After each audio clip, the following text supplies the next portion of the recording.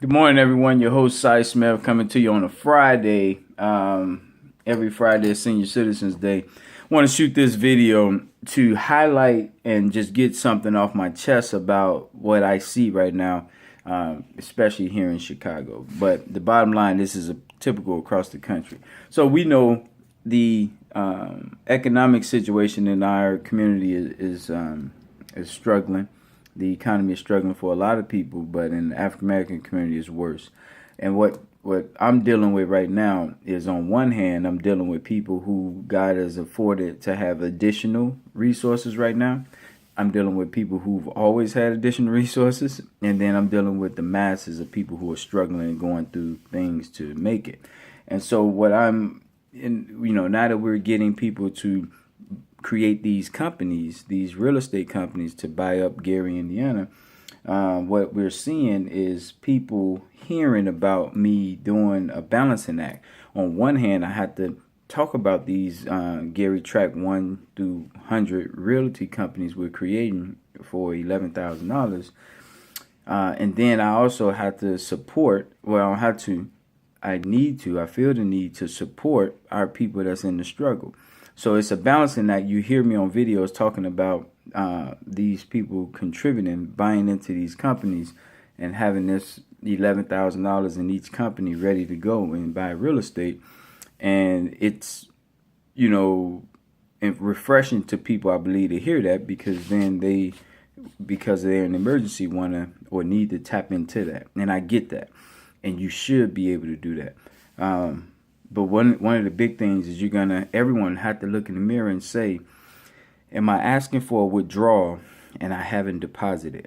One of the big disappointments I'm going to leave the Midwest with is that more people didn't donate $12, and the 1,000 people donating $120.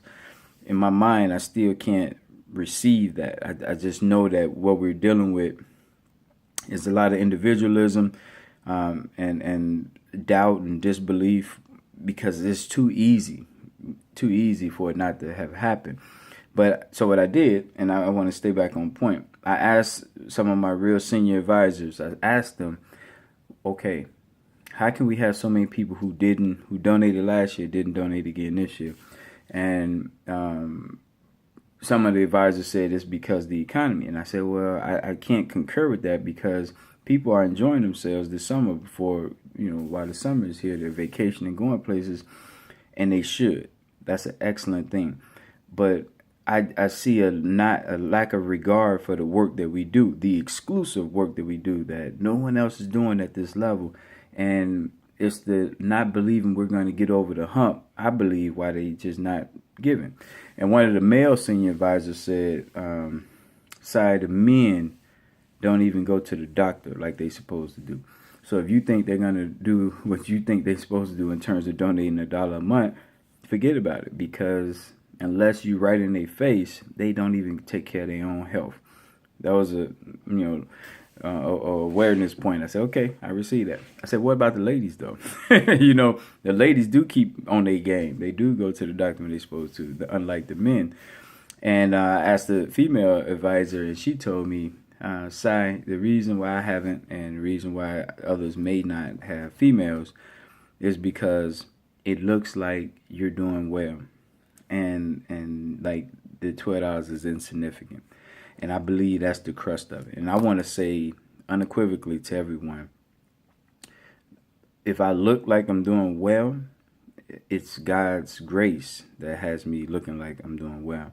I am mentally frustrated to the umpteenth degree, because I can't understand, or I won't receive. I understand. I won't receive the lack of us pulling together something as small as a quarter a week. So if I die tonight, I just will go to the grave not understanding that idealism of this isn't important. So I say that because at least just do your part. Like, at least know that you did your 12. You're out the way. You did what you can do. That's it. So anyway, this balancing act, now that I'm moving toward the economic side and the political side more so than the social side, the people on the social side still have needs to be met. So right now, you saw the video about the young girl who needs $500 to $1,000 for her books. I think we're going to be able to achieve that. And We have another person who need money, the emergency, what they going through. And for some people, you may say, well, we can't help all these people. But the idea is, let's prevent our people from going to the payday loan stores that are owned by people who don't care about us, who are exploiting us. So if we can rally around our people everyday needs, then we can prevent them getting 380%. Now, the challenge for us and the problem is some of the people that we're working with have a mentality of, I don't need to support what you're doing, just help me.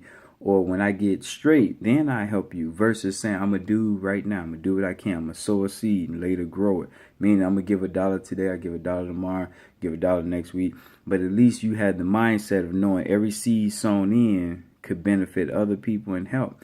I can't tell you how many requests I get from people who haven't even donated a penny.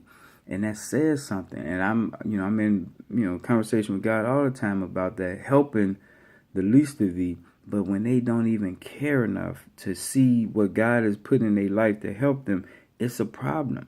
And it's a problem that, some of my senior board members are not happy with me because of the constant helping people who won't even help with, what we're doing that is so basic. So I'm balancing between the senior leadership and the community, because I do see the need to help them. And some of them need to have us in their life to help them understand about economics and how reciprocity works. So I get it, but I do have to speak out against it and let people know, if you haven't deposited, please be mindful of taking a withdrawal. Everyone can help with what we did. If you collect 100 pennies a month, at least you're sowing the seed in.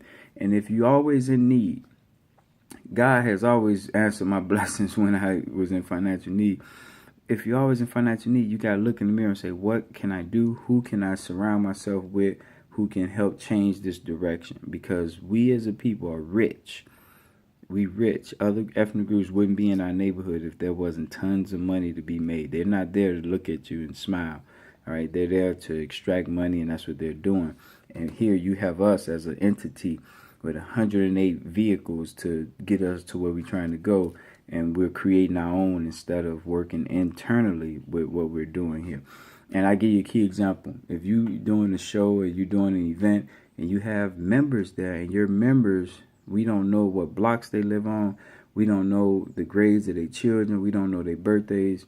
We're missing opportunities to make our community closer and stronger, because with all that information, and those who don't want to share, fine, but at least make them aware of what their zip code is doing for the bigger picture of us as a community. So you might be sitting there with a person in charge in a zip code that's construction club, and they have a kid that want to be a carpenter, and we missing that opportunity because we're not sharing information. So we have to close this gap. We got people who have money, who's investing these $1,000 into these real estates, but we can't be borrowing from them.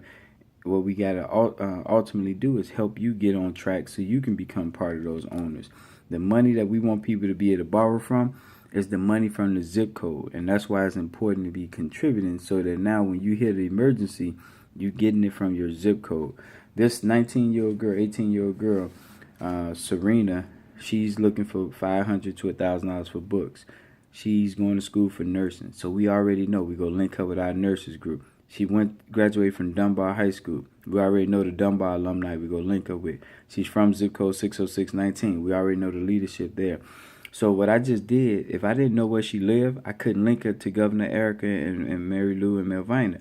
If I didn't know that she was graduating, I wouldn't be able to link, or want to be a nurse, I wouldn't be able to link her to them. So what I'm saying is, we're the only force out there that I know of with 108 vehicles to link people so that we don't burn out helping people. If we keep this format, we won't burn out our leaders constantly asking for money. So I just wanted to put that out there, because there's a lot of need out there, but it's a lot of us not feeling as empowered as we are to pool our resources together and turn this thing around. This is Cy Smith, 312-405-8844. That's 312-405-8844. Donate your $12, you guys. That's for everything. We need that money so that we can capitalize our own community. Peace.